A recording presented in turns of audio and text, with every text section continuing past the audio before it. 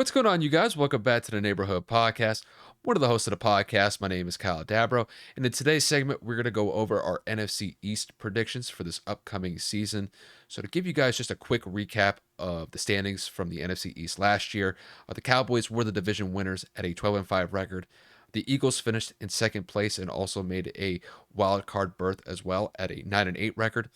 The Commanders finished at a 7-10 record, and the Giants rounded out the division at 4-13. But it's a new year.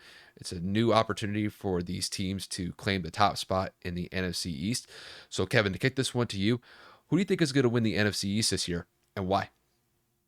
There's one answer for me, and that's going to be the Philadelphia Eagles. Just the things that they've been able to do in the offseason, obviously trading for A.J. Brown, going and getting James Bradbury, drafting Nakobe Dean and Jordan Davis.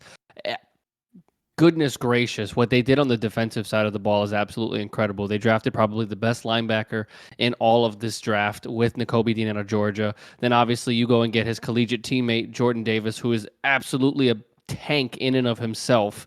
And then you go and add an all-pro corner in James Bradbury to pair up with Darius Slay. Now you have Devontae Smith and A.J. Brown on the outside. Dallas Goedert's hurt. Obviously, they go and they bring their offensive linemen back. They're healthy.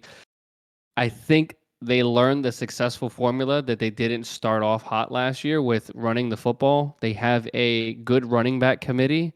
And I think if they're able to run the football effectively while at the same time throwing the play action over the top with those two elite receivers and Dallas Goedert, Jalen Hurts is going to be mobile. He's got to get better at the accuracy portion of his game. But truthfully and honestly, the Philadelphia Eagles are poised to make a very good run.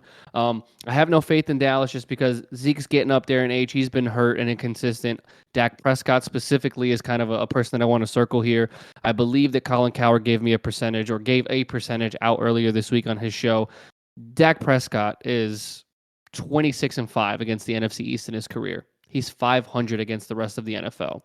If you're going to win football games in this league, you have to be able to beat teams that are not in your division. I think that the division got stronger as a whole, so it is not going to be as easy for the Cowboys to go out and mow the rest of them as they have over time. And then, of course, you look at the Cowboys' defense has gotten worse. They lost Randy Gregory. I'm not going to say lost Diggs, but I mean, realistically, Trayvon Diggs to me is the most overhyped corner. Yes, he had 11 interceptions last year, but he also led the league in most yards allowed as a corner, and he has been having a pretty crappy camp also. So I don't really look for him to make any noise. I think he comes back down to earth. And then Leighton Vander Esch, one of the earlier draft picks a couple years back, was supposed to be the replacement for Sean Lee. He's been just as injury prone as Sean Lee has as well. So I mean, you kind of just add and culminate the Cowboys' issues. I don't really have a lot of faith in them. The Commanders, they have Carson Wentz. They took him off of my team, so I don't really have to worry about it in the Colts. He's not had the greatest camp, but we talked about it in our last segment. I believe that Sam Howell may at some point come in and take some starts, if not some playing time away from him in the near future. And then the Giants are the Giants, man. Daniel Jones is not the guy. They did not choose to give him that fifth-year option. Saquon Barkley's been injury prone. Kenny Galladay's been a big disappointment since they acquired him. They lost Evan Ingram. They haven't been able to protect the quarterback.